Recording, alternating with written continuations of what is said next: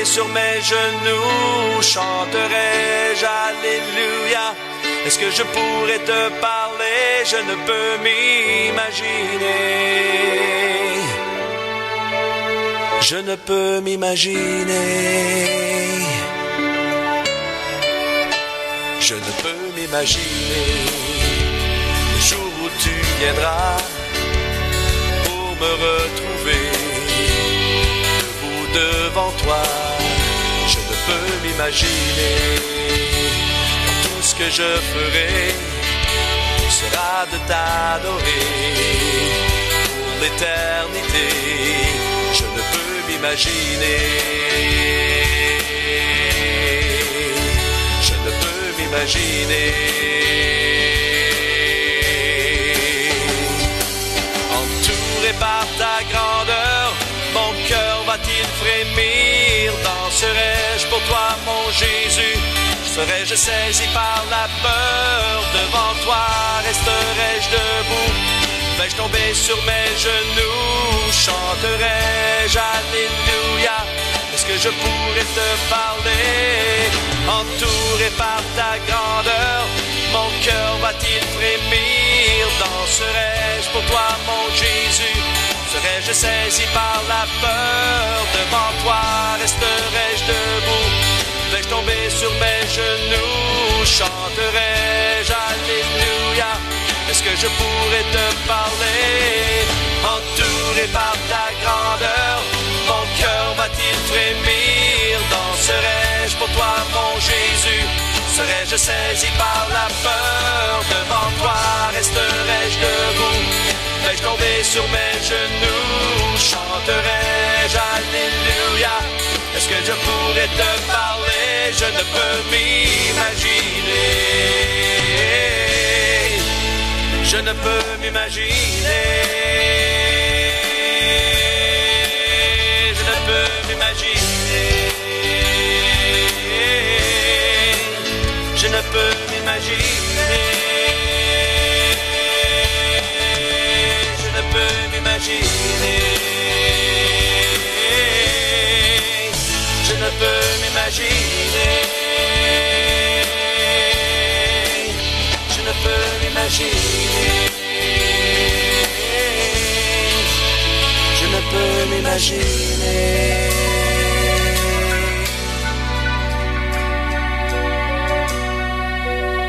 Je ne peux m'imaginer.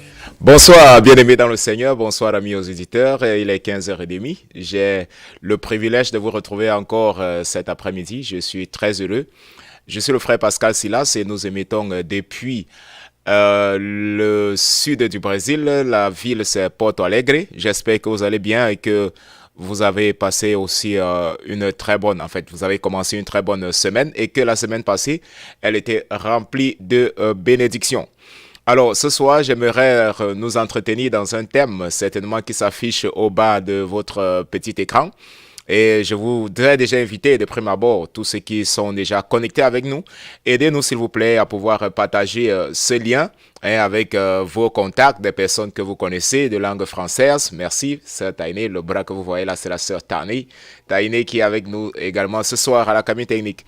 Alors, bien-aimés dans le Seigneur, avant même que nous puissions rentrer dans le vif du sujet, j'aimerais que nous puissions ensemble prier. J'aimerais que nous puissions demander la grâce du Seigneur, que nous puissions demander l'intelligence et la sagesse de notre Dieu, afin que nous puissions encore comprendre ce qu'il a à nous enseigner encore ce soir. Je vous invite donc à incliner votre tête et à pouvoir prier ensemble avec moi. Seigneur, je te dis merci encore parce que nous sommes là ce soir. Merci pour ta grâce, merci pour ta miséricorde. Merci Seigneur Dieu pour ta tendresse, merci Seigneur Dieu pour ton amour. Ta miséricorde, Seigneur Dieu, se renouvelle chaque jour. Et nous sommes là, Seigneur Dieu, encore ce soir. Les auditeurs, ceux qui sont déjà connectés, même ceux qui vont se connecter par la suite, à cause, Seigneur Dieu, de cette grâce et de cette miséricorde qui se renouvelle chaque jour.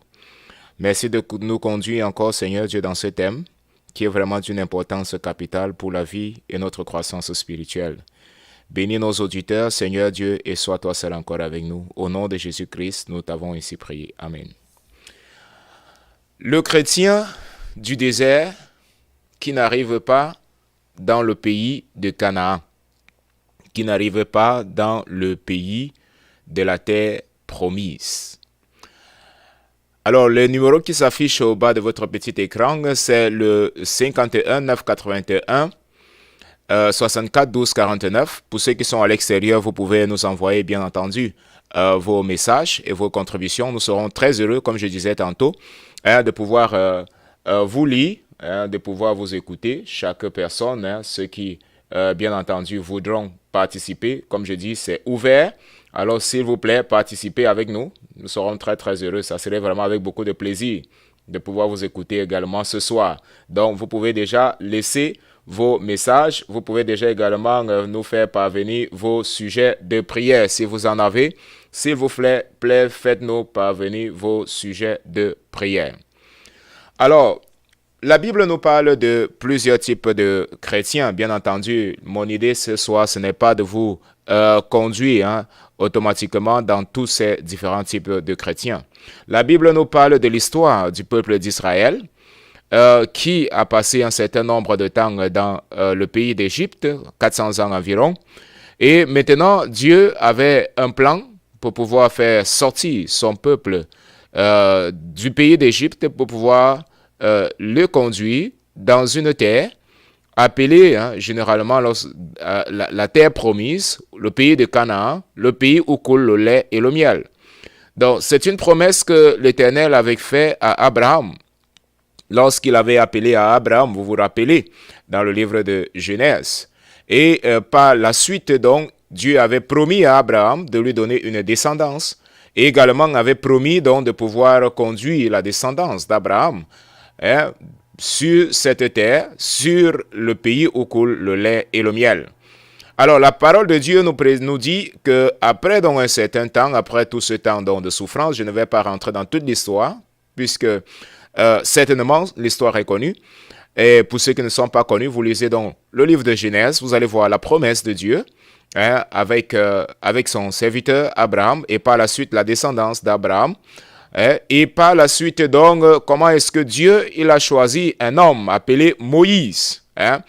Vraiment, comme l'histoire présente très bien, Moïse qui est né d'une forme, on va dire, miraculeuse. Il a été sauvé en réalité d'une forme miraculeuse et qu'il a grandi en Égypte, il a grandi dans le palais royal, dans la famille, on peut dire comme ça, considéré comme membre de la famille de Pharaon parce qu'il a été élevé par la propre fille de Pharaon. Et donc, à l'âge plus ou moins de 40 ans, donc quand il a vu la souffrance du peuple hébreu, qui était donc ses frères, alors il s'est érigé, ou alors il a été indigné en voyant que les Égyptiens, parce qu'il savait qu'il était hébreu également, en voyant que les Égyptiens maltraitaient donc ses frères hébreux. Alors, qu'est-ce qu'il a fait? Il a donc tué, par exemple, ce soldat égyptien qui était en train de maltraiter. Donc, c'était cet hébreu-là. Alors, sauf que, bien entendu, dans le plan de Dieu, Dieu avait préparé ainsi Moïse pour pouvoir être celui-même qui allait retirer donc son peuple du pays d'Égypte pour le conduire à Canaan, mais ce n'était pas encore le temps de Dieu. Et nous voyons par la suite, en réalité, comment cette manière d'agir de Moïse a conduit en sorte que il a dû fuir, il a dû quitter donc le palais royal pour aller donc dans le désert en sauvant sa vie. Et c'est donc 40 ans plus tard, lorsque Moïse était déjà marié, il avait déjà ses enfants, et donc il a rencontré le Seigneur donc sur la montagne d'Horeb, comme vous connaissez également l'histoire dans le buisson ardent. Mais mon but ce soir, c'est pas de vous rappeler donc toute cette histoire, c'est de nous conduire à pouvoir réfléchir sur deux choses. La première des choses que je voudrais que nous puissions observer, c'est que Dieu, il a fait sortir son pays, il a fait sortir le peuple d'Israël du pays d'Égypte pour pouvoir le conduire dans un endroit bien précis. Et l'endroit bien précis, justement, c'était la terre promise qu'il avait justement dit à Abraham et à la descendance et à Jacob par la suite. Il a renouvelé l'alliance avec Isaac. Il a dit, donc Abraham, Isaac, Jacob, donc il a dit, voici, je conduirai mon peuple, je conduirai cette descendance dans cet endroit-ci, dans le pays où coule le lait et le miel. Il avait dit, et Dieu était justement prêt à le réaliser. Alors, lorsque le peuple d'Israël est sorti donc de l'Égypte, ils ont traversé la mer Rouge à sec. La mer, Dieu a ouvert, pratiquement, Dieu a ouvert la mer et le peuple d'Israël a vu ce miracle qui s'est produit devant eux et ils ont traversé la mer. Et bien entendu, après la traversée donc, de la mer, ils ont rencontré quoi? C'était le désert. Je vais demander à la sœur Taïné de pouvoir mettre l'image. Vous allez voir un peu ce que je suis en train de dire. Alors, sur cette image, vous pouvez voir l'Égypte, et vous pouvez voir également, selon le projet que Dieu il avait établi pour le peuple d'Israël, c'est que en réalité, la traversée de l'Égypte jusqu'au pays de Canaan serait quelque chose en réalité de quelques jours. Certains chercheurs disent qu'environ 7 à 10 jours. Donc, ce n'était pas en réalité quelque chose qui allait prendre... qui allait durer en réalité. Ça ne devait pas durer. Donc, le peuple d'Israël devait rapidement, en quelques jours, entrer dans la terre promise et hériter donc ce que le Seigneur avait promis de pouvoir leur donner en héritage. Mais malheureusement, qu'est-ce qui s'est passé? Donc, la Bible nous montre, comme vous voyez peut-être sur la flèche, vous voyez sur ce chemin d'accès en rouge, que le peuple d'Israël a passé plus de temps à tourner en rond et à vaguer tout simplement dans le désert, tout simplement parce qu'ils n'ont pas accepté de suivre la promesse de Dieu. Donc, vous voyez là que dans le plan idéal, le chemin de la traversée par le territoire des Philistins, que Dieu avait préparé selon son projet idéal, le peuple d'Israël devait tout simplement passer par là. En quelques jours, il serait déjà à Canaan.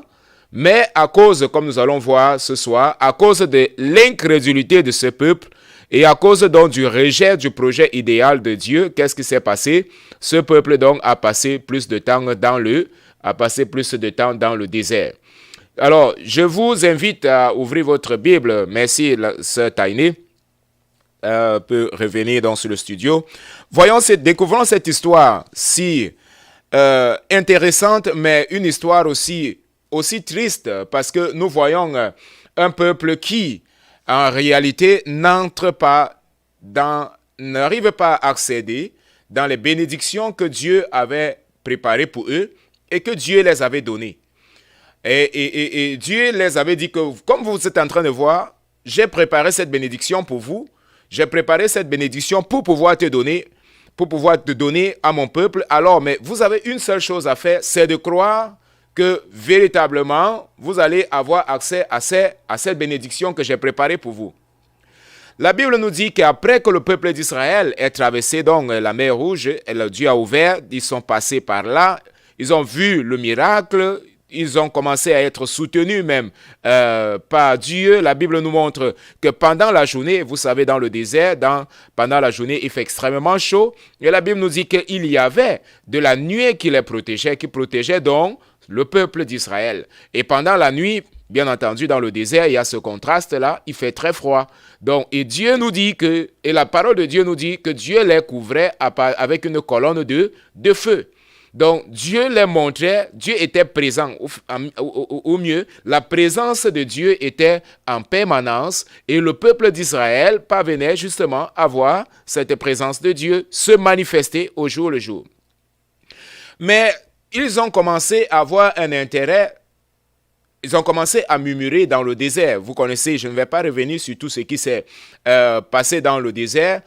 Déjà, comment ils ont érigé un veau en or et ils ont adoré le veau en or au lieu d'adorer Dieu, au lieu d'adorer celui qui les a fait sortir du pays d'Égypte, de la maison de servitude, comme il est écrit, de la maison de servitude, et qui, à bras étendus, avait montré que véritablement il était avec eux, qu'il était au milieu d'eux et qu'il était disposé à pouvoir réaliser ce qu'il avait établi pour pouvoir réaliser dans la vie du peuple d'Israël. La parole de Dieu nous dit que lorsqu'ils arrivent donc dans le désert, donc Dieu dit, j'ai prévu maintenant de vous donner la terre. Vous allez entrer dans la terre que j'ai promis de pouvoir donner à vos pères. Mais malheureusement, qu'est-ce qui s'est passé? Le peuple d'Israël n'a pas cru à cette promesse, n'a pas cru en Dieu, n'a pas cru à la parole de Dieu. Et la Bible nous dit qu'ils ont commencé à murmurer contre Moïse et Aaron. Ils ont commencé à murmurer contre la promesse de Dieu. Ils se sont tout simplement plu autant pour moi à rester là dans le désert, à vaguer là dans le désert, et même à dire, mais Moïse, qu'est-ce qui se passe? Pourquoi tu nous as fait sortir du pays d'Égypte pour nous faire venir mourir ici dans le désert? Mais sauf que la volonté de Dieu, bien entendu, ce n'était pas qu'il meure dans le désert, pas du tout. Mais c'était qu'il puisse entrer dans le pays de Canaan qu'il avait jugé, que Dieu avait juré de pouvoir donner au peuple d'Israël, de pouvoir donner à la descendance d'Abraham, d'Isaac et de Jacob. Alors, qu'est-ce qui s'est passé dans toute cette confusion-là pour véritablement savoir si c'est Dieu qui les envoyait, si c'est Dieu qui avait réellement donné, fait cette promesse et que Dieu était prêt à l'accomplir, à accomplir cette promesse? Qu'est-ce qu'ils ont dit à Moïse? Bon, Moïse, voici ce que nous allons faire. Nous allons envoyer 10 espions. Les 10 espions vont donc aller pour pouvoir vérifier si véritablement c'est un pays où coule le lait et le miel. Et qu'est-ce que nous dit Nombre le chapitre 13 à partir du verset 1? Donc l'Éternel parla à Moïse et dit, envoie donc des hommes pour explorer le pays de Canaan que je donne aux enfants d'Israël. Et qu'est-ce qui se passe? La continuité du verset, tu enverras un homme de chacune des tribus et de leur père, tous seront des principaux, d'entre eux. Moïse les envoya du désert de Paran, selon l'ordre, ou alors d'après l'ordre que l'Éternel, selon l'ordre de l'Éternel. Donc tous ces hommes étaient donc des chefs des enfants d'Israël. Donc dans les 12 tribus, la Bible nous dit qu'est-ce qui s'est passé. Moïse donc a choisi les chefs, ou alors les principaux, tous ceux qui étaient à la tête de toutes ces tribus, on peut dire comme des chefs d'État. Ça veut dire que des gens qui ont été envoyés pour pouvoir visiter le pays, pour pouvoir espionner le pays, pour pouvoir voir le pays de Canaan, si véritablement c'est un pays où coulait le lait et le miel. Bien que déjà à ce niveau, il y avait déjà un manque de foi, parce que si Dieu avait promis qu'il allait leur donner le pays de Canaan, et que le pays était bon, que le pays était le pays où coule le lait et le miel. Alors le peuple d'Israël n'avait qu'une seule chose à faire, c'était de croire que véritablement Dieu allait leur donner cet endroit. Dieu allait leur donner la terre promise. Dieu avait promis, alors il n'y a rien que Dieu promet et qu'il ne peut pas réaliser. Ou mieux, qu'est-ce que Dieu ne peut pas faire? Tout est possible à Dieu. Dieu a la capacité de faire toutes choses. Donc, il est le créateur du ciel et de la terre. Il est le créateur de l'univers. Il a créé les choses visibles à partir de l'invisible. Hébreux le chapitre 11. Donc, qu'est-ce que Dieu ne pouvait pas faire? Le problème, ce n'était pas si Dieu était capable de leur donner le pays de Canaan, puisque Dieu avait déjà dit que je vous donnerai. Alors, si Dieu a dit qu'il va donner, qu'est-ce qui pouvait empêcher Dieu de ne pas donner le pays de Canaan au peuple d'Israël? Mais au contraire, au lieu de croire, qu'est-ce que le peuple d'Israël a fait? Ils ont plutôt mis en doute la parole de Dieu. Ils ont mis en doute la promesse que le Seigneur avait faite. Ils ont mis en doute la capacité même du Seigneur. Ils ont mis en doute tout ce que Dieu avait déjà promis par Abraham, par Isaac, par Jacob.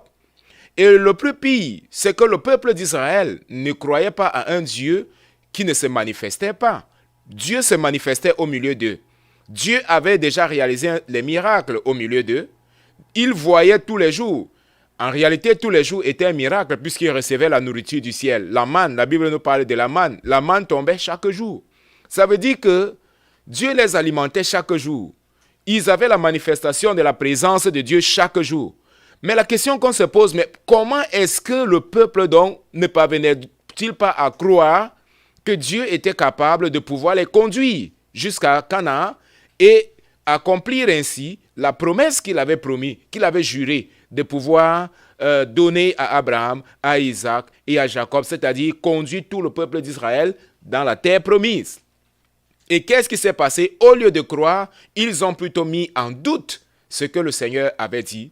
Et ils ont commencé donc à susciter des autres personnes en disant, bon, voici Moïse. Il faut envoyer des espions, il faut envoyer des gens qui vont aller vérifier si véritablement le pays est bon. Si véritablement le pays, c'est là où coule le lait et le miel. Et c'est ce qui s'est passé. Moïse, justement, a appelé les 10 espions, les 12 espions avec Josué et Caleb que nous allons voir plus tard, et les envoya pour explorer le pays de Canaan, verset 17. Il leur dit, montez ici par le midi, et vous, et même comme il y avait déjà un problème à ce niveau, parce qu'ils étaient censés tout simplement croire qu'effectivement, c'était un pays où coulait le lait et le miel, mais ils n'ont pas cru. Et Dieu dit, ok, allez donc véritablement voir que ce que je suis en train de vous dire est vrai, que c'est un pays où coule le lait et le miel. Mais au lieu d'aller tout simplement voir que c'est un pays effectivement où coule le lait et le miel, alors ils sont allés, ils ont vu et ils sont revenus avec d'autres informations. La continuité donc du chapitre 13 nous montre le retour en réalité des espions. Lorsque les 12 espions, qui étaient les principaux, la Bible nous dit, les principaux chefs, les principaux chefs du peuple d'Israël qui avaient été choisis, ce n'était pas n'importe qui, c'était des chefs, des leaders. Et voilà pourquoi la Bible dit, lorsque des leaders perdent la vision, alors c'est clair que le peuple va se perdre. Parce que les leaders sont supposés conduire. Les leaders sont supposés apporter de l'espérance. Les leaders sont supposés apporter de la confiance. Les leaders sont supposés apporter de la foi. Et lorsque ces leaders ont perdu de la foi, lorsque ces leaders ont perdu de la confiance, lorsque ces leaders ont perdu la vision, alors il n'y a plus de solution, il n'y a plus rien à faire. Voilà pourquoi la Bible nous dit que lorsque les 12 espions sont rentrés, 10 d'entre eux, ils ont donné, tous les 12 ont donné le rapport. Ils étaient unanimes sur un rapport, c'est-à-dire que, effectivement, le pays, c'est un pays où coule le lait et le miel. Ils ont donné ce rapport. C'est un pays où véritablement il y a de l'abondance. C'est un pays où véritablement ce que Dieu a dit est vrai. Mais la question que le peuple justement est venu, d'où est venu le problème? Le problème est venu tout simplement lorsque ils ont commencé à donner le type de peuple qui vivait là. Il commence donc à dire que bon, voilà, nous avons vu le pays, il est bon. Voici ce qu'il y a dans le pays. La vérité, c'est que oui, c'est un pays, le verset 27. Voici ce qu'il racontait donc à Moïse. Nous sommes allés dans le pays où tu nous as envoyés. À la vérité, c'est un pays où coule le lait et le miel, et en voici les fruits. C'est-à-dire, ils ont pu récolter même les fruits, c'est-à-dire la preuve de ce que Dieu avait dit que c'était vrai. Alors, ils ont eu cette preuve-là palpable et ils ont montré cette preuve même au peuple. Devant tout le peuple admirait que voici les fruits. Ils ont dit, voici les fruits que nous avons apportés. Regardez le verset 28 maintenant de Nombre chapitre 13. Mais le peuple qui y habite, ce pays est puissant. Les villes sont fortifiées, très grandes. Nous y avons vu des enfants d'Anak. Les Amalécites, ils commencent à donner, les Amalécites donc habitent la contrée donc du Midi, les Étiens, les Jubiciens et les Amoréens habitent la montagne, et les Cananéens habitent près donc de la mer et le long du Jourdain.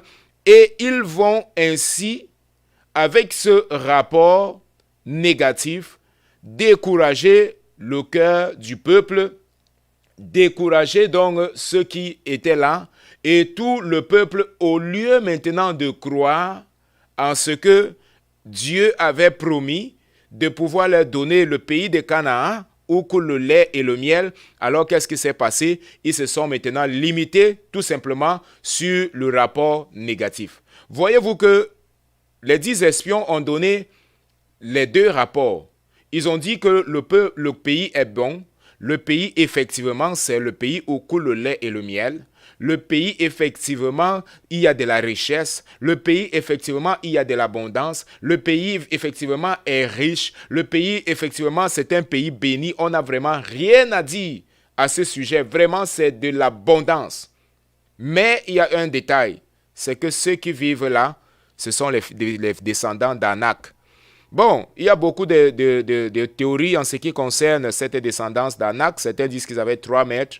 Certains disent qu'ils viennent là après, donc, dans Genèse, le chapitre 6, lorsque la Bible dit que les fils de Dieu s'unirent, que les fils de Dieu s'unirent avec les filles, les filles de Dieu, comme certains imaginent en fait. Les anges, comme si certains disent que les anges ont eu donc cette union-là avec les filles de Dieu, donc les humains, et qui a donné donc une nouvelle espèce, qui est donc cette descendance d'Anak, qui n'étaient pas des hommes purs, mais qui avaient un esprit supérieur. Voilà pourquoi ils étaient plus des guerriers. Ils étaient, je ne sais pas moi, dans un sens physique, plus grands, de taille, de force, en fait, que les autres humains, et même que le peuple d'Israël. Bon, je ne vais pas m'attarder sur cette théorie, mais au moins ce passage nous rappelle que, bon, les descendants d'Anak, c'était des guerriers. On peut dire que c'était des guerriers, c'était des hommes effectivement entraînés et préparés pour la bataille et pour les combats. Et ils étaient reconnus avec leur perspicacité et leur force, leur résistance et leur courage, certainement dans la guerre. Et ce qui fait en sorte qu'ils gagnaient et ils détournaient ou alors ils mettaient en déroute généralement leur adversaire. Donc c'était des guerriers. Ça, il en va de soi qu'on ne peut pas en fait le nier, que c'était des hommes préparés, c'était des guerriers, c'était des gens qui étaient spirituellement, je veux dire physiquement entraînés que le peuple d'Israël, qui effectivement avait passé plus de temps dans le désert, ils n'avaient pas suffisamment de force et ainsi de suite. Mais Dieu n'avait pas dit que c'était eux qui allaient lutter. Dieu avait dit une seule chose: je vous ai donné le pays de Canaan où coule le lait et le miel. Ils devaient tout simplement croire en ce que Dieu avait déjà fait auparavant. Alors, c'est là où maintenant j'entre un peu je parle maintenant du chrétien. Le peuple d'Israël est cette représentation, comme nous savons, de l'Église, des chrétiens. Ils sont sortis de l'Égypte. L'Égypte, généralement, c'est la représentation du monde. Ils sont sortis de l'Égypte et ils ont traversé la mer. Ils ont vu les miracles, ils ont eu l'expérience avec Dieu. Je peux dire, ce sont des chrétiens, ce sont des personnes qui sont nées de nouveau. Ce sont des personnes qui ont reçu, qui ont eu de l'expérience, qu'on va dire l'expérience de la nouvelle naissance. Mais malheureusement, ils n'arrivent pas à l'endroit où Dieu a préparé de pouvoir les conduire. Ils s'arrêtent dans le désert tout simplement parce qu'ils ont peur en voyant l'adversaire qui est en train de garder ce pays-là où coule le lait et le miel. Dieu voulait conduire le peuple d'Israël jusqu'à Canaan et non pas dans le désert. Le désert était tout simplement une transition pour pouvoir arriver à Canaan. Pour pouvoir arriver à Canaan, Dieu a dit oui, vous allez passer par le désert. Le désert, c'est la transition. Le désert, c'est quelque chose de temporaire. Le désert, c'est quelque chose de passage. Mais l'endroit où je veux vous conduire, ce n'est pas dans le désert, mais c'est à Canaan, le pays où coule le lait et le miel. Mais lorsque le peuple d'Israël arrive dans le désert, alors qu'est-ce qui se passe? Ils ont peur de pouvoir entrer à Canaan. Ils regardent Canaan. Ils voient les richesses de Canaan. Ils voient les fruits de Canaan. Ils voient qu'effectivement, c'est un pays où coule le lait et le miel. Mais ils prennent peur à cause de l'adversité. Généralement, le chrétien également, beaucoup de chrétiens sont de cette manière. Dieu veut leur conduire dans une intimité beaucoup plus profonde. Dieu veut leur conduire dans avoir une vie d'expérience beaucoup plus profonde. Mais qu'est-ce qui se passe? Ils se limitent et se contentent à rester dans le désert. Ils se plaisent dans le désert. Ils disent, oh bon, je ne suis pas en Égypte. Bon, au moins je ne suis pas en Égypte, c'est-à-dire dans le monde. Au moins je suis dans l'église. Mais ils n'arrivent jamais à Canaan. Ce sont les chrétiens du désert et non pas les chrétiens de la terre promise. Donc les chrétiens du désert, c'est ceux-là qui ils n'arrivent pas à entrer, bien entendu, dans la terre promise. Les chrétiens du désert, c'est ceux qui ont peur d'affronter l'adversité. Les chrétiens du désert, c'est ceux qui ont peur d'entrer, d'affronter de faire ce pas-là et d'accepter ce que Dieu a préparé pour eux. Ça, ce sont les chrétiens du désert. Et c'est ce type de chrétiens maintenant que l'apôtre Paul, il nous révèle dans 1 Timothée, dans 1 Corinthiens, le chapitre 3. À partir du verset 1, il dit, pour moi, frère, ce n'est pas comme à des hommes spirituels que je vous ai parlé, mais plutôt comme à des hommes charnels, comme à des enfants en Christ. Je vous ai donné du lait, non pas de la nourriture solide, car vous ne pouviez pas la supporter, et vous ne le pouvez même pas jusqu'à présent, parce que vous êtes encore charnels. Parce que vous êtes encore charnels. En effet, il nous donne maintenant la caractéristique de ces chrétiens du désert. En effet, puisqu'il y a parmi vous de la jalousie, il y a parmi vous de la dispute, n'êtes-vous pas charnels? Il y a de la dispute, il y a de la querelle, il y a de la murmure, exactement les mêmes caractéristiques qu'il y avait au milieu du peuple d'Israël. Lorsqu'ils étaient dans le désert, ils étaient en train de faire quoi? Murmurer contre Moïse. Et c'est exactement ce qu'ils ont dit. Là, toute l'assemblée éleva la voix, et le chapitre 14, éleva la voix et poussa des cris, et le peuple pleura pendant la nuit. Au lieu de pleurer pendant la nuit pour leurs péchés, ils pleuraient pendant la nuit en disant, en regrettant pourquoi est-ce qu'ils sont sortis du pays d'Égypte. Regardez le verset 2. Tous les enfants d'Israël murmuraient contre Moïse et Aaron, et toute l'assemblée leur dit, que ne sommes-nous pas donc morts en Égypte? Pourquoi est-ce que nous ne sommes pas morts en Égypte? Pourquoi tu nous as fait sortir de l'Égypte? Donc, le chrétien qui reste dans le désert, il aura toujours du regret. Parce qu'il ne sera pas satisfait. Il va toujours se rappeler des choses qu'il faisait dans le monde. Et il va penser que les choses qu'il faisait dans le monde étaient meilleures. Il va dire, ah, mais pourquoi est-ce que je ne peux pas? Parce que justement, dans le désert, tu es plus proche de l'Égypte. Dans le désert, tu es plus proche de l'Égypte. Dieu ne t'a pas amené à pouvoir rester dans le désert. Il t'amène pour pouvoir te conduire à Canaan et non pas à rester dans le désert. Le désert, ce n'est pas la place du chrétien. Le désert, c'est un lieu de passage, c'est un lieu de transition. Je suis en train de parler du désert dans un autre sens, parce que très souvent, beaucoup de gens disent, ok, il y aura des moments de désert, ce qui est un moment de temps difficile, et ainsi de suite. Ce n'est pas dans ce sens que je suis en train de parler. Je suis en train de parler comme une zone de passage pour pouvoir accéder à la bénédiction que Dieu il a préparée pour chacun de nous. Le plan de Dieu, ce n'était pas de conduire le peuple d'Israël au désert, il faut toujours le rappeler, mais au pays de Canaan. Et maintenant, le désert était juste la zone de passage. Et le peuple d'Israël devait croire. Donc, les enfants de Dieu doivent croire que le désert, ce n'est pas le lieu où ils doivent rester. Dieu ne nous a pas amenés à rester au désert, mais à entrer effectivement à Canaan. Pour entrer à Canaan, bien entendu, cela nécessite la foi. Cela nécessite croire en la promesse de Dieu. C'est une foi ferme. C'est une foi inébranlable. C'est une foi qui nous amène à dépasser les obstacles auxquels nous faisons face. Ah, cette situation, c'est une situation impossible. Oui, c'est une situation impossible. Mais si Dieu il a promis, alors il le fera. Si c'est Dieu qui a promis, alors tu peux avoir la garantie que Dieu ne ment pas. La Bible nous dit que Dieu n'est pas un homme pour mentir, ni le fils d'un homme pour se repentir. Ce que Dieu il a dit, il accomplit. Donc, le chrétien du désert, c'est le chrétien, nous pouvons dire, qui manque de foi. C'est le chrétien qui va passer donc le temps à murmurer. Parce que s'il manque de foi, automatiquement, il ne va pas croire que Dieu est capable de pouvoir lui donner. Et qu'est-ce qui va se passer? Il va commencer à murmurer. Le chrétien du désert, c'est le chrétien qui accuse. Il va accuser que, oh voilà, tout ce qui m'arrive, c'est à cause de telle personne. C'est à cause de telle personne. C'est à cause de Moïse, c'est à cause de Aaron. Ce qui nous arrive, c'est à cause de vous. Regardez ce que la Bible nous dit. Qu'ils ont voulu même tuer Moïse. Pourquoi l'Éternel, verset 3, pourquoi l'Éternel nous a fait donc aller dans ce pays où nous tomberons par l'épée, où nos femmes et nos petits-enfants deviendront une proie. Ne vaut-il pas mieux pour nous de retourner en Égypte? Et regardez le verset 4. Et ils se dirent l'un et l'autre, nommons un chef et retournons en Égypte. Moïse et Aaron donc tombèrent sur le visage en présence de toute l'assemblée réunie devant les enfants d'Israël. Donc, regardez ce qui s'est passé.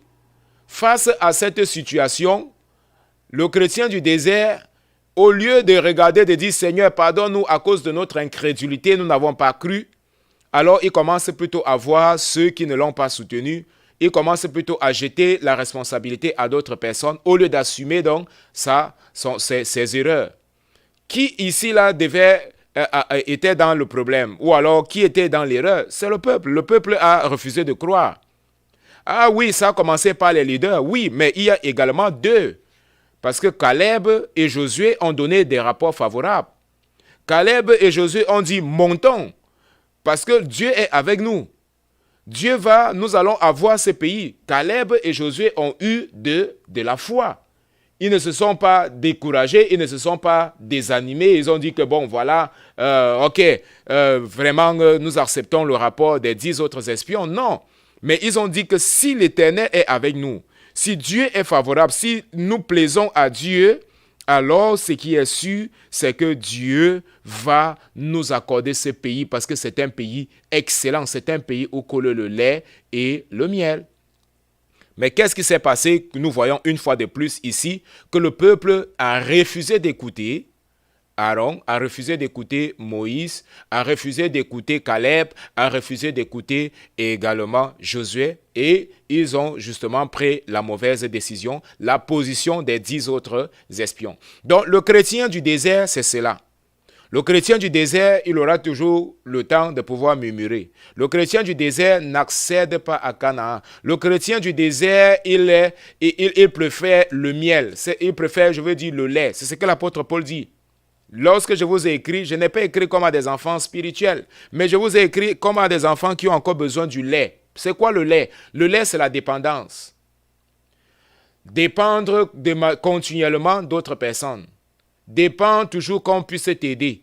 Tout le temps, tu es en train de demander de l'aide. Tout le temps, c'est ça le chrétien du désert. Il ne veut pas entrer dans le pays de Canaan. Il préfère tout simplement regarder les autres qui sont à Canaan. Il préfère de temps en temps qu'on puisse l'envoyer un peu quelques petits fruits. On l'envoie les fruits qui viennent de Canaan. C'est ça, c'est le chrétien du désert. Lui-même, il ne veut pas entrer à Canaan. Mais il préfère rester dans le désert et attendre qu'on lui envoie quelques petits fruits. La dépendance. Ça, c'est ce que les autres ont fait. Ça, c'est ce que le peuple d'Israël faisait. Et il y a encore beaucoup de personnes aujourd'hui qui n'arrivent pas justement à accéder à leur bénédiction, à entrer dans l'endroit, dans la terre que Dieu il a préparé pour eux.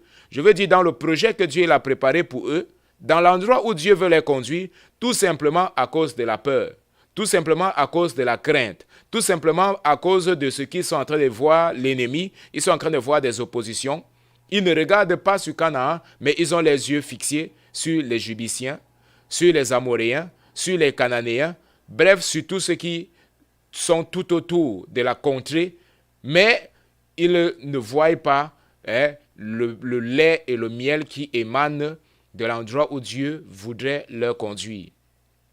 Donc, ça, c'est ce que nous retenons. Le lait et le miel, c'est la dépendance.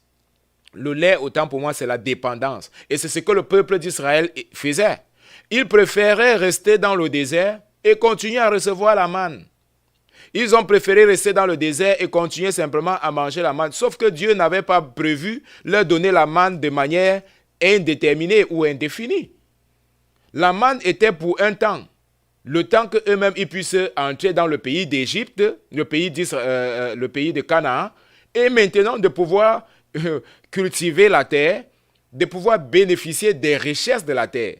La manne était quelque chose de provisoire. La manne, ce n'était pas quelque chose que Dieu avait dit, je devais vous donner la manne tout le temps. Non, c'était quelque chose de provisoire. De la même manière, le lait, l'apôtre Paul dit, je vous ai donné du lait. Le lait, c'était au début, c'est la dépendance. La manne également dans l'ancien, quand nous voyons dans l'Ancien Testament, c'était la dépendance. Tous les jours, ils mangeaient la manne. Mais sauf que ça, ce n'était pas le plan de Dieu. Le plan de Dieu, c'était pouvoir les conduire à Canaan, le pays où coule le lait et le miel. Beaucoup de chrétiens préfèrent rester dans le désert pour continuer à manger la manne. Beaucoup de chrétiens continuent à rester dans le désert parce qu'ils veulent continuer à être dépendants. Mais Dieu dit, va à faire ce pas-là, sors du désert, entre à Canaan, parce que c'est le pays où coule le lait et le miel. Je veux que tu puisses explorer cette terre. C'est l'endroit que j'ai préparé pour toi. Je ne t'ai pas préparé de rester sur le désert, de rester dans le désert. La manne, c'est quelque chose de provisoire. La manne, c'est quelque chose de temporaire. La manne, ce n'était pas quelque chose de définitif. Ce qui était définitif, c'était Canaan, le pays où coule le lait et le miel. C'était là la destinée, c'était là le terminal, c'était là l'arrivée. C'est ce que Dieu avait préparé pour le peuple d'Israël. C'est exactement ce que Dieu avait préparé. Non pas de rester au désert, mais de sortir du désert et d'entrer donc dans le pays que Dieu avait promis de pouvoir leur donner. Nous également, bien-aimés dans le Seigneur, je m'inclus là-dessus, dedans, bien entendu, parce que c'est quelque chose qui est propre à la nature charnelle. Lorsque l'homme, il ne parvient pas à avoir le contrôle de la situation, il perd la tranquillité. L'homme aime avoir le contrôle de la situation. Tout le monde aime avoir le contrôle de la situation. Tout le monde aime avoir le contrôle de ce qui va arriver demain. Tout le monde aime avoir le contrôle de ses finances. Tout le monde aime avoir le contrôle de son foyer. Tout le monde aime avoir le contrôle de sa vie. Tout le monde aime ça. Tout le monde aime ça. Apparemment, ça produit de la sécurité, ça produit du confort, ça produit de la satisfaction, ainsi de suite. C'est la nature humaine. Avoir le contrôle de sa vie. Sauf que le Seigneur Jésus nous dit, si quelqu'un veut me suivre, alors la personne doit faire quoi? Renoncer à lui-même. Celui qui voudrait sauver sa vie la perdra, mais celui qui perdra sa vie à cause de moi, celui-là la retrouvera. Donc, le chemin pour pouvoir suivre le Seigneur, le premier pas, c'est d'abord de dire, Seigneur, je n'ai pas le contrôle de ma vie, je n'ai plus le contrôle de ma vie, je te donne le contrôle de ma vie. Quelqu'un qui n'a pas totalement le contrôle de sa vie dans la main de Dieu, il en va de soi que devant des situations difficiles, la personne ne va pas croire. La personne va vouloir agir de sa manière naturelle. La personne va dire non, vraiment c'est fini. Mais quelqu'un qui a déjà remis sa vie à Dieu, qui a remis le contrôle de sa vie à Dieu, devant une situation difficile, devant une situation même qui peut sembler impossible, comme c'était le cas avec les Anak, le peuple d'Israël, on peut dire qu'ils avaient toutes les raisons. Les Anak étaient des guerriers. Les ennemis, les Jubiciens, tous, c'était des guerriers. C'est vrai qu'ils ont un peu exagéré, ils nous présentent un peu l'hyperbole ici, en disant que bon, devant eux, nous étions comme des sauterelles, dans le rapport qu'ils ont donné, pour vraiment décourager le peuple d'Israël. Imaginez-vous, nous qui sommes les chefs, nous qui sommes, parce que les chefs, ce qui est sûr, c'était des guerriers, ce n'était pas en Israël les principaux, ce n'était pas simplement des maigres, non. Josué nous dit, c'était un guerrier. Caleb était un guerrier. Donc nous comprenons que les principaux qui avaient été envoyés étaient des hommes forts, étaient des guerriers. Et imaginez-vous que ces guerriers reviennent, ils disent, nous qui sommes les chefs, les guerriers, les plus forts de tout le peuple d'Israël, nous devant eux, nous étions comme des sauterelles. Donc le peuple a dit, mais si nos chefs étaient devant eux comme des sauterelles, ça veut dire que nous alors, nous serons peut-être comme des moustiques devant eux. Si nos chefs, nos guerriers, nos forts, Josué, Caleb et tous les autres, 10 autres espions là, qui étaient des guerriers, devant ces hommes-là, ces ennemis, ils étaient comme des sauterelles. Imagine, nous qui sommes sous leurs autorités, nous sommes certainement comme des moustiques. Donc, c'est tout cet environnement-là qui a fait en sorte que, bien entendu, le peuple d'Israël n'a pas allé, mais le peuple d'Israël n'a pas cru. Donc, nous voyons principalement que c'est que beaucoup de chrétiens continuent à divaguer, à vaguer et à errer dans le désert, et ne pas entrer dans le pays que Dieu a promis de pouvoir leur donner, de ne pas avoir accédé au niveau spirituel où Dieu les attend, c'est tout simplement dû au manque de foi. Ce qui fait en sorte que quelqu'un puisse prendre une décision, c'est parce que la personne veut avoir le contrôle de sa vie. La personne veut aider Dieu. La personne veut faire quelque chose. Certainement Dieu ne va pas faire bien de la manière comme moi je devais faire. Comme si l'homme était capable de pouvoir voir ce qui allait arriver demain. Dieu est éternel. Le passé et le futur, pour lui, c'est la même chose. Il regarde tout de la même manière. Il regarde le passé et le futur de la même manière. Il voit toutes choses en même temps. Il voit le passé, le présent et le futur en même temps. L'être humain est incapable de dire ce qui va arriver demain. La prévisibilité, mais même malgré cela, il veut toujours avoir le contrôle de sa vie, le contrôle de la situation. Même lorsque cela échappe à son contrôle, alors il va toujours chercher à faire des efforts pour avoir le contrôle de la situation. Mais malheureusement, il ne parvient jamais. Le chrétien du désert, c'est celui-là qui n'a pas tout remis entre les mains du Seigneur. Le chrétien du désert, c'est celui-là qui a perdu complètement la vision. Il a perdu complètement la vision. Il trouve que c'est bon de continuer à rester dans le désert que d'affronter les Jubiciens, que d'affronter les Amoréens, que d'affronter les Cananéens qui sont juste au-devant de lui. Il connaît que ce que Dieu veut pour lui, c'est ça, c'est cela, c'est là, c'est devant. Mais lorsqu'il s'assoit, il analyse et voit les obstacles, il dit vraiment ça ne vaut pas la peine. Ça ne vaut pas la peine, je préfère rester ici dans le désert, je préfère rester ici là tranquille, je préfère continuer à dépendre de la manne du ciel. Ça, c'est le chrétien du désert.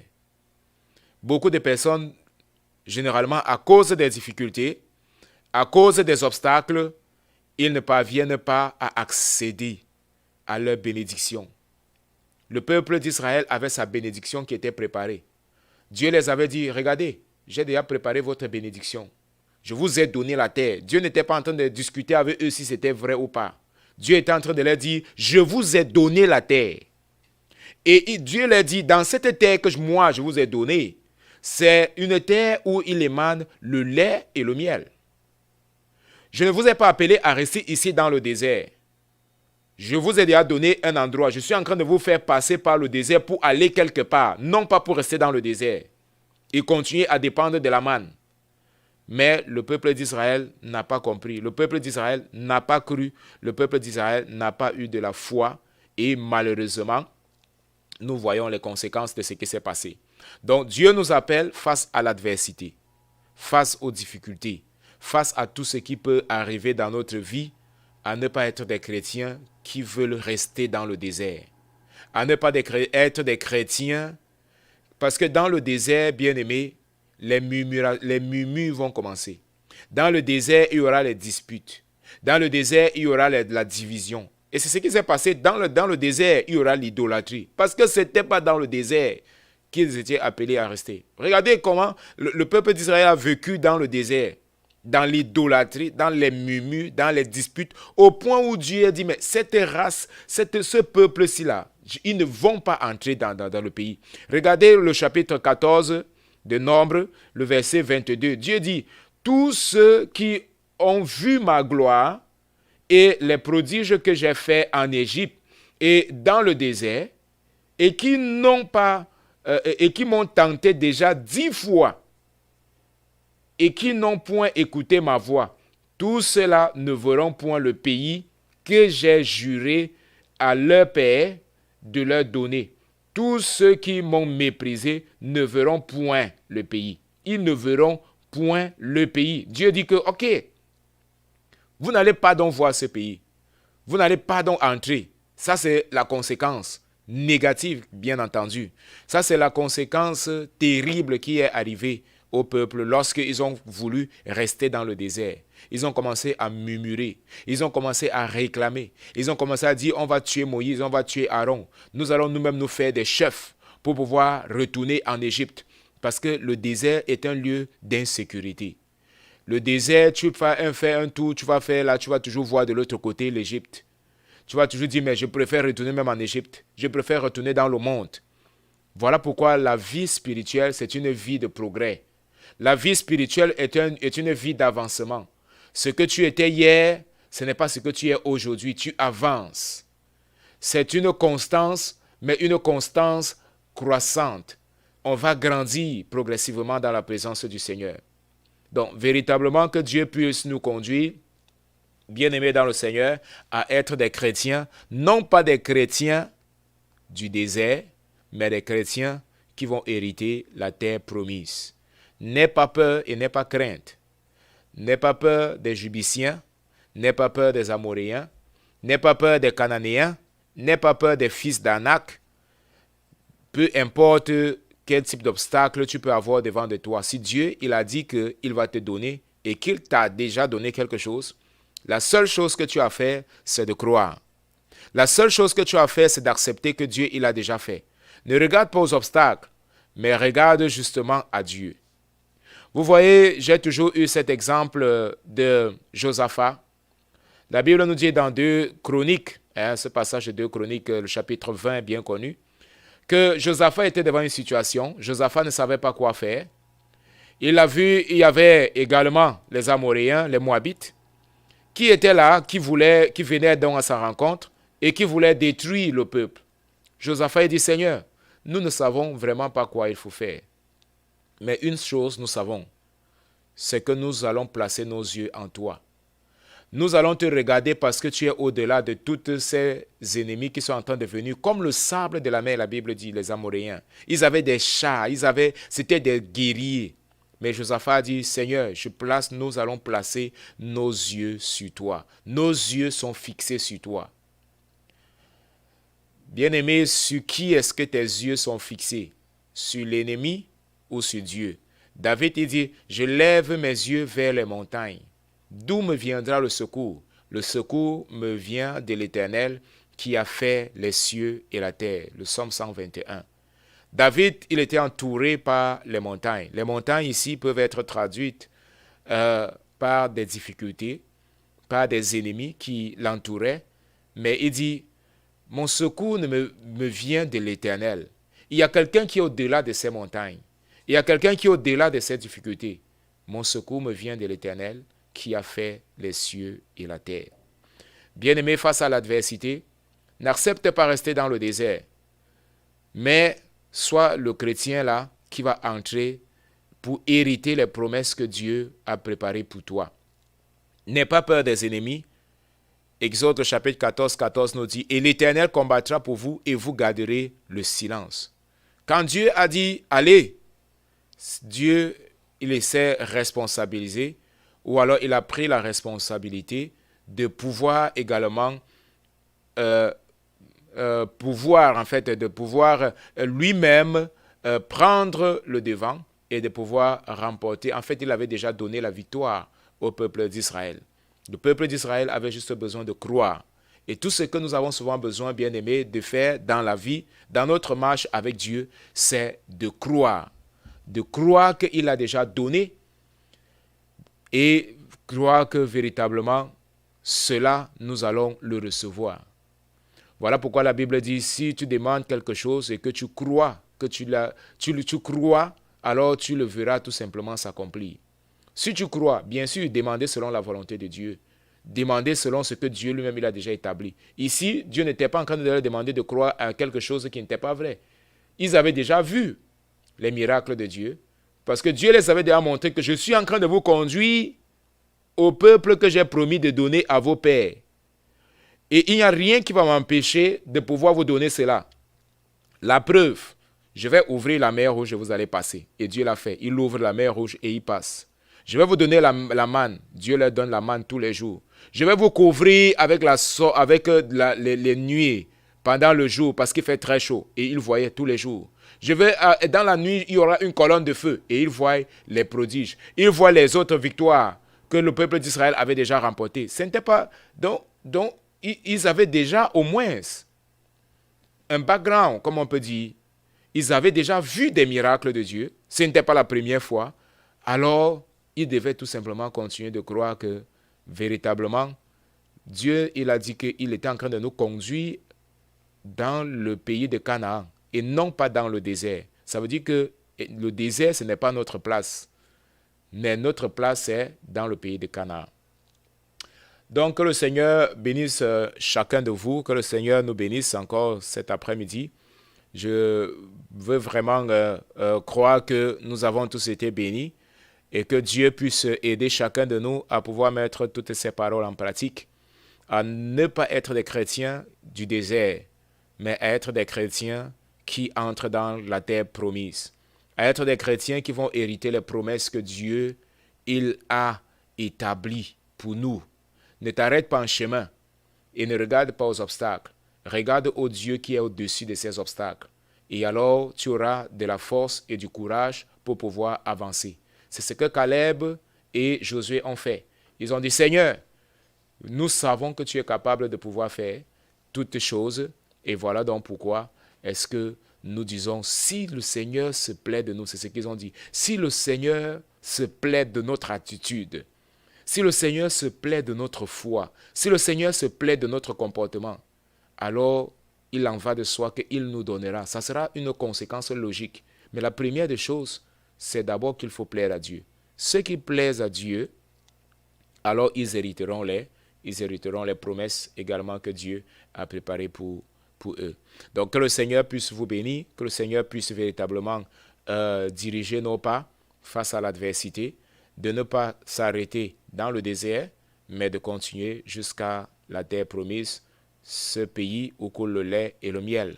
Ça peut être un endroit de transformation, ça peut être un endroit où Dieu a préparé une bénédiction spéciale pour ta vie. Seigneur, nous te disons merci pour ta grâce, merci pour ce soir, merci pour ce que tu as encore préparé pour chacun de nous. Bénis, Seigneur Dieu, tous nos auditeurs, tous ceux qui ont été en notre compagnie. Que ta grâce, Seigneur Dieu, soit sur chacun de nous. Merci, Seigneur Dieu, une fois de plus, parce que tu nous enseignes à placer notre confiance entièrement en toi, à remettre le contrôle de nos vies entre tes mains. Et toi seul, tu nous dirigeras, Seigneur, dans le pays où coule le lait et le miel. Tu nous dirigeras, Seigneur Dieu, vers ce niveau spirituel, ce niveau, Seigneur Dieu, de communion intense, intime également avec toi. Merci parce que tu le fais à cause de ta grâce et de ta miséricorde. Bénis, Seigneur Dieu, tous nos auditeurs, tous ceux-là qui ont été avec nous, ceux-là qui vont se connecter par la suite, que ta grâce soit sur eux également. Au nom de Jésus, nous te prions. Amen. Que le Seigneur vous bénisse. Nous nous retrouvons le mardi prochain, s'il plaît à Dieu. À la cabine technique, la sœur Taïné. Retrouvons-nous mardi, s'il vous plaît à Dieu. Que le Seigneur vous bénisse. Je ne peux m'imaginer. Je ne peux m'imaginer.